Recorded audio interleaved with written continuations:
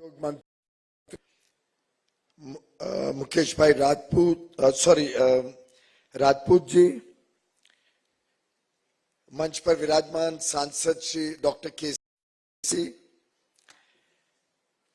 आप सबके लोकप्रिय स्थानीय मंत्री हर्ष भाई संघवी,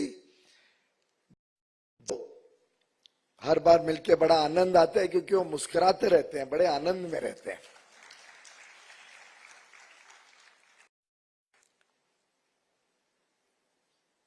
हमारी सूरत की बहन महापौर श्रीमती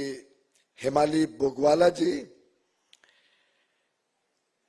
मंत्री श्री मुकेश भाई पटेल जी, अन्य उपस्थित सभी धारासभ्य, गुजरात के मुख्य सचिव श्री राजकुमार जी, केंद्र में वस्त्र मंत्रालय में मेरी सहयोगी बहन श्रीमती रचना शाह जी, श्री कैलाश नाथन जी जो मुख्यमंत्री जी को चीफ प्रिंसिपल सेक्रेटरी के रूप में सहयोग कर रहे हैं और उनका भी एक बहुत बड़ा योगदान रहा है वर्षों से गुजरात विकास में, भाई श्री एस.जे. हैदर जी, श्री रोहित कांत, हमारे उद्योग जगत के सभी प्रतिनिधि, माननीय श्री बी.के. गोयनका जी, श्री पुनीत लालभाई जी, कैलाश भाई हकीम, आज सूरत के नवसारी के जाने माने सभी उद्योग और व्यापार जगत के मित्रगण, प्रबुद्ध नागरिक, मीडिया के मित्रों, भाइयों और बहनों, सबसे पहले उपेंद्र भाई थोड़ी शिकायत करनी है। शिकायत इसलिए करनी है कि अभी बताया कि मैं और वास्तव में लंदन से एयरपोर्ट पे ही नहा धो के सीधा सूरत की फ्लाइट, लेकिन वो तो बहुत छोटी बात है, लेकिन सूरत आया हूं, अभी तक मुझे लोचा नहीं मिला, लोचो नहीं मिलो छे त्यारे लोचो पण नहीं मळे तो आमा तो कोई लोचो छे।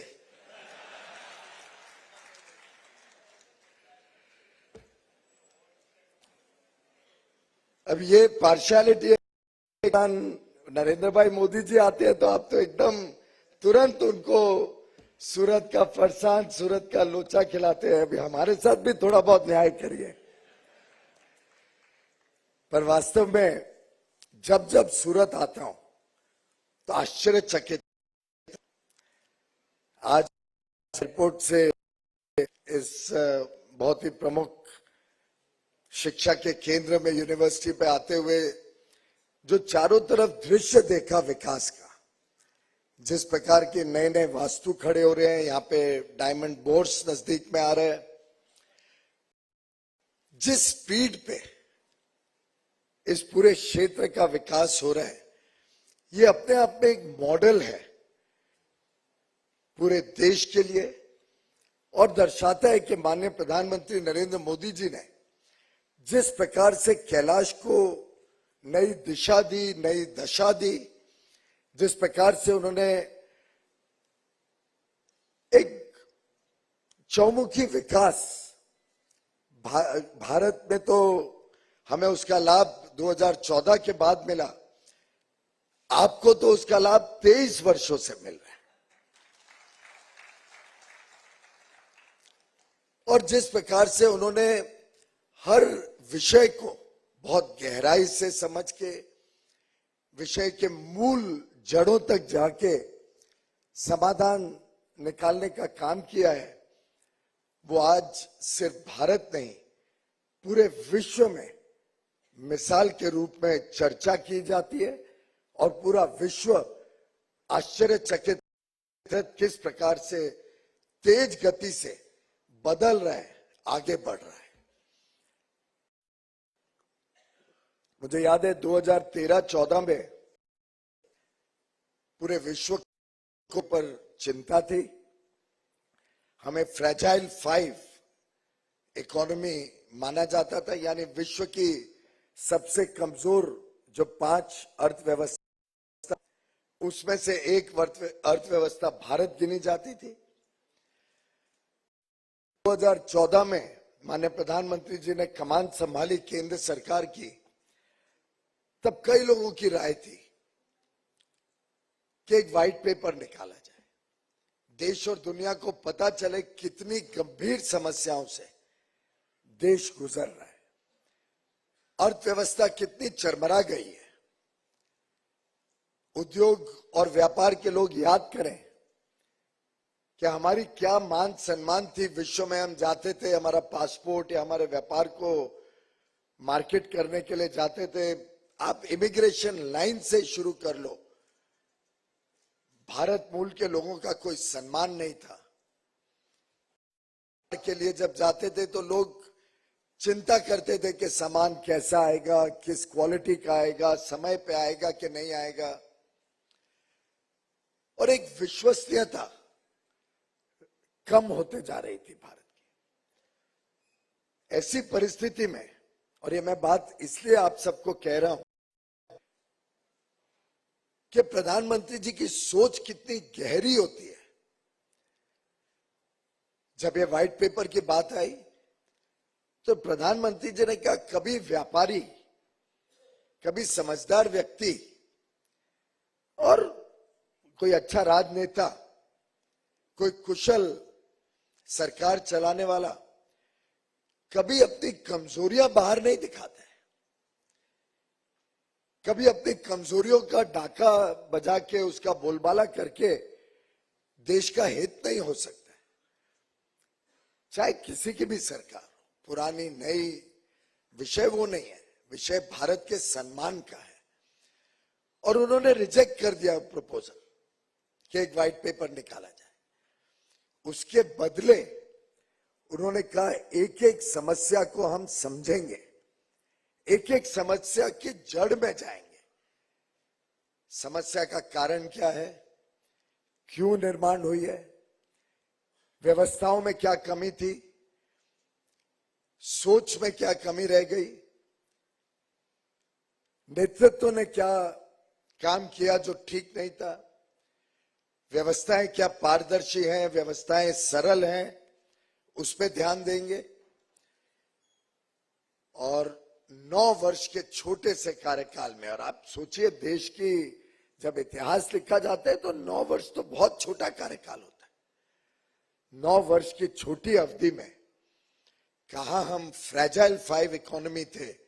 लेकिन बड़ा प्रधान नरेंद्र भाई मोदी जी के नेतृत्व में, उनके निर्णायक और संवेदनशील नेतृत्व में आज विश्व के बड़ी अर्थव्यवस्थाओं में से आज 5वें नंबर पर है। और मेरा मानना है और 4 साल लगेंगे, हम देश, विश्व की जो 3 सबसे बड़ी अर्थव्यवस्थाएं हैं उसमें से भारत का 1 नंबर होगा। भारत 3 बड़ी अर्थव्यवस्थाओं में से एक होगी। और इसके पीछे 9 वर्ष का एक सोची समझी रणनीति है, सोचे समझे कार्यक्रम और योजनाएं हैं, काम है।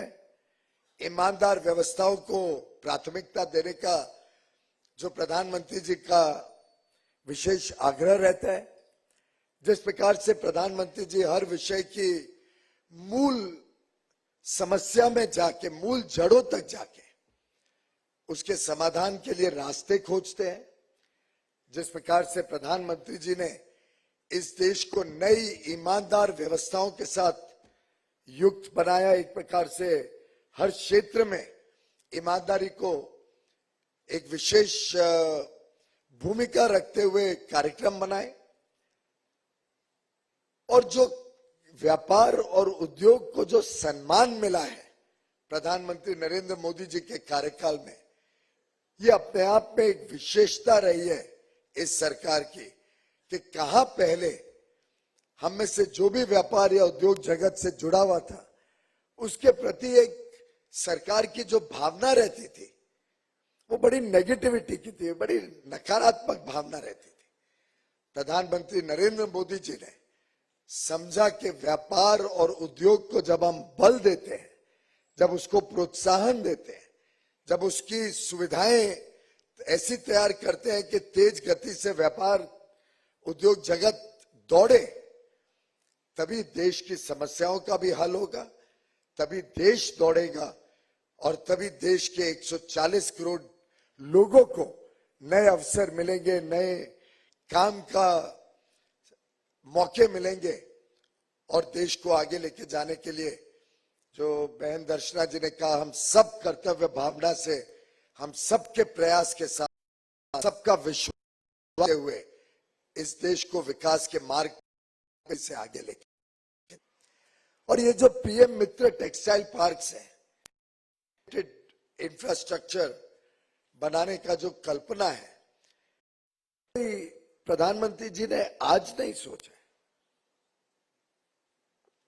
जब वो गुजरात में मुख्यमंत्री थे, वो जो अभी वीडियो क्लिप आपने देखा, वो उनके गुजरात के समय का क्लिप है। उन्होंने बात भली भांति समझ ली कि देश की वस्त्र विभाग में जो सबसे बड़ी कमजोरी है, वो कमजोरी इसलिए है कि कापूस की दर और बनता है, कॉटन की दर और हमारे किसान पैदा करते हैं, उसकी जिनिंग की दर और हो रही है, स्पिनिंग एक तीसरी जगह हो रही है, वीविंग कहां अलग जा रहा है, फैब्रिक बनने के बाद जो फैक्ट्रियां हैं जो गारमेंट्स बनाती हैं उसके क्षेत्र अलग हैं। कई बार वो क्षेत्र ऐसे दूर दराके के इलाके में है कि पोर्ट से बड़े दूर पड़ते हैं, तो एक्सपोर्ट की कैपेबिलिटीज, निर्यात में समस्या होती है। फैशन की दुनिया जिसमें वस्त्र क्षेत्र काफी प्रभावित होता है, वो अलग जगहों पे चल रही है। और एक प्रकार से एक बिखरा हुआ क्षेत्र, जिसके कारण हमारी अंतरराष्ट्रीय स्पर्धा में कमजोरी आती है, हम कॉम्पिटिटिव भी नहीं बन पाते हैं। लॉजिस्टिक्स कॉस्ट हर प्रोसेस में जुड़ता जाता है, सामान को, हमारे उत्पादन को महंगा बनाता है। और प्रधानमंत्री जी की कल्पना थी कि हमने ये सभी सुविधाएं एक स्थान पर उपलब्ध कराने के लिए एक नए तरीके से वस्त्र क्षेत्र का आगे का सोच और ऐसी कल्पना करें जो अंतरराष्ट्रीय पटल पर जब हमारा सामान जाए तो स्पर्धा में भी खरा उतरे, उसकी गुणवत्ता, उसकी क्वालिटी भी बड़ी अच्छी हो, सर्विस अच्छी हो, स्केल अच्छी हो, बड़े स्केल पे हम उत्पादन कर सके। कई बार बड़ी बड़ी कंपनियां, भूपेंद्र भाई, ये कंप्लेन करती थी, मेरी हाल में ही 2-3 बड़े सोर्सिंग कंपनियां, वॉलमार्ट, टारगेट वगैरह के साथ जब चर्चा हुई तो कहते हैं हमें 10 लाख पीस चाहिए, पर भारत से हमें 25-50 हजार पीस मिलते हैं, तो हमें मजा नहीं आता है काम करने का इतने छोटे वॉल्यूम के लिए। उनको स्केल चाहिए, उनको एश्योर्ड क्वालिटी चाहिए। आज के दिन पर्यावरण बहुत महत्वपूर्ण स्थान रखता है। जलवायु परिवर्तन की चिंता पूरे विश्व को परेशान कर रही है। सस्टेनेबल टेक्सटाइल्स की डिमांड बढ़ते जा रही है। उनको देखना है कि क्या टेक्सटाइल जो बना है, जो हम विदेश भेजते हैं, उसमें नवीकरणीय ऊर्जा लगी कि नहीं, उसके कारण क्या पर्यावरण में कोई डैमेज हुआ क्या, जो पानी हम इस्तेमाल करते हैं उसको रीप्रोसेस करते हैं, रिसाइकिल करते हैं कि नहीं, सर्कुलर इकोनॉमी पे बहुत बल दिया जाता है। अब हम इन सभी चीजों को जोड़ते हुए पीएम मित्र पार्क की कल्पना माननीय प्रधानमंत्री जी ने की, हमें गाइड किया। कई बार मीटिंगों के माध्यम से नरेंद्र भाई मोदी जी ने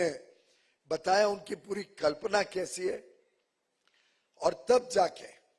चैलेंज मोड पे उसकी भी स्पर्धा करवाई। ऐसा नहीं कि गुजरात मेरा प्रदेश है तो गुजरात में दे दो एक बार, या मैं महाराष्ट्र से आता हूं तो महाराष्ट्र को मिल जाएगा। पूरा चैलेंज किया। 18 एप्लीकेशंस आई 13 राज्यों से, बिना भेदभाव के अलग अलग मापदंड के ऊपर इसको देखा गया। मापदंड क्या थे? कनेक्टिविटी कैसी है, किस प्रकार का इंडस्ट्रियल इकोसिस्टम है, किस प्रकार की इंडस्ट्रियल और टेक्सटाइल पॉलिसी राज्य में है, अलग अलग स्थानों में, अलग अलग राज्यों में, क्या यूटिलिटीज, बिजली, पानी और जो साथ ही साथ डिजिटल कनेक्टिविटी लगती है वो पर्याप्त मात्रा में उस राज्य में, उस स्थान पर उपलब्ध है या हो पाएगी। पर्यावरण पे इसका क्या प्रभाव होगा, एनवायरमेंटल इंपैक्ट असेस किया। पीएम गति शक्ति जो अपने आप में एक विशेष माननीय प्रधानमंत्री जी की सोच आज इस देश ने लागू की है और जिसके बारे में आज पूरे विश्व में बहुत हैरानी है। बड़े लोग आश्चर्य कर रहे हैं ये क्या नया टेक्नोलॉजी का टूल प्रधानमंत्री जी ने भारत में लागू किया है, जिसके कारण भारत की जो इंफ्रास्ट्रक्चर डेवलपमेंट है, जो आधारभूत सुविधाएं हैं, वो तेज गति से भी आगे बढ़ रही हैं। बहुत सोची समझी रणनीति के तरफ हमारा इंफ्रास्ट्रक्चर प्लानिंग और डेवलपमेंट हो रहा है। पीएम गति शक्ति के माध्यम से सब लोकेशंस को मैप करके असेस किया गया और उसी में से नवसारी चुना गया। और मुझे बड़ा आनंद है कि लगभग हर मापदंड में गुजरात और उसमें वंशी नवसारी में बहुत ही उज्जवल तरीके से अपने आप को पेश कर पाया। और वैसे तो अगर कोई चाहे भी तो ये नजरअंदाज नहीं कर सकता कि चाहे वो लॉजिस्टिक्स की परफॉर्मेंस हो, सामान को आदान प्रदान एक जगह से दूसरी जगह लेके जाने का जो पूरा व्यवस्थाएं हैं, लॉजिस्टिक्स में गुजरात नंबर 1 है। चाहे वो नीति आयोग का जो निर्यात की इंडेक्स है, एक्सपोर्ट प्रिपेयर्डनेस इंडेक्स, उसमें गुजरात नंबर 1 है। हमारे जो स्टार्टअप्स आज पूरे विश्व में भारत का नाम बढ़ा रहे हैं, नेशनल स्टार्टअप रैंकिंग्स में गुजरात अग्रसर है। चाहे वो गुड गवर्नेंस इंडेक्स हो, एक प्रकार से अच्छी पारदर्शी व्यवस्थाएं, सिंगल विंडो सिस्टम,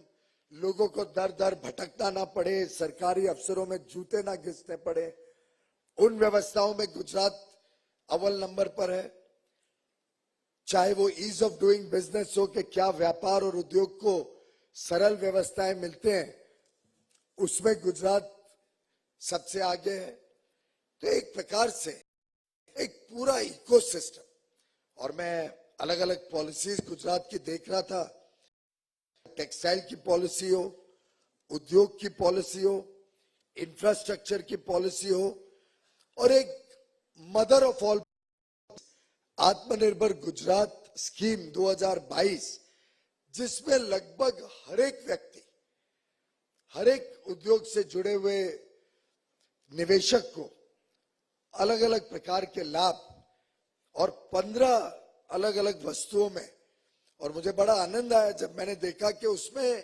पर्यावरण की भी चिंता की गई है, जीरो इफेक्ट जीरो डिफेक्ट हो उसको भी प्राथमिकता दी गई है, स्किलिंग को प्राथमिकता दी गई है, यूटिलिटीज बिजली पानी को सामने रखा गया है, कॉमन एफ्लुएंट ट्रीटमेंट प्लांट को प्रोत्साहन दिया गया है। अलग अलग प्रकार से गुजरात ने एक मॉडल इंफ्रास्ट्रक्चर जो इंडस्ट्री के लिए सूटेबल हो, इंडस्ट्री के लायक हो, इंडस्ट्री और उद्योग जगत की जो समस्याएं हैं उसको सामने रखते हुए आज गुजरात में हमें देखने को मिलता है। मैं बधाई देना चाहूंगा भूपेंद्र भाई आपको और आपकी पूरी टीम को, बलवंत सिंह जी राजपूत जी को, कानू भाई को, दर्शना बहन को, सीआर पाटिल जी को, केसी पटेल जी को, सभी अधिकारी, आपकी पूरी टीम को, कि आपने आज गुजरात को एक मॉडल स्टेट, और जो माननीय प्रधानमंत्री नरेंद्र मोदी जी ने जो नींव गुजरात में, जो उन्होंने अपनी विजन एक बनाई थी कि गुजरात कैसे सबसे पूरे देश में, इसको आपने जिस प्रकार आगे बढ़ाया है उसके लिए आपको मैं नमन करता हूं, धन्यवाद करता हूं, आपको बहुत बहुत बधाई देना चाहता हूं। मुझे विश्वास है, जैसा हमारे उद्योग के मित्रों ने, CR पाटिल जी और हर्ष क्षेत्र में, टेक्सटाइल के क्षेत्र गुजरात ने उसको कोई हटा नहीं, कोई हिला, तो मुझे ईर्ष्या, एक समय वो मुंबई का करता था, और पता नहीं आप में से किसी, दर्शना बहन और हर्ष ने बताया कि वस्त्र क्षेत्र में, टेक्सटाइल के क्षेत्र में गुजरात का जो स्थान है उसको कोई हटा नहीं सकता, उसको कोई हिला नहीं सकता। थोड़ी तो मुझे ईर्ष्या भी होती है, एक समय वो मुंबई का वो स्थान हुआ करता था, और पता नहीं आप में से किसी ने, और खासतौर पे हमारे जो थोड़े अनुभवी पुराने लोग हैं उनको याद होगा, एक टेलीविजन आया करता था ओनिडा, ख्याल है आपको? ओनिडा का एक इश्तिहार होता था, एडवर्टाइजमेंट। वैसे ओनिडा भी मुंबई की कंपनी है, पर उसको तभी शायद ध्यान नहीं आया होगा कि ये इश्तिहार हम ही को जाके आगे चल के तकलीफ देगा। वो इश्तिहार का जो शीर्षक था, ओनर्स प्राइड नेबर्स एनवी, तो मेरा तो आज आपने वो स्थान कर दिया।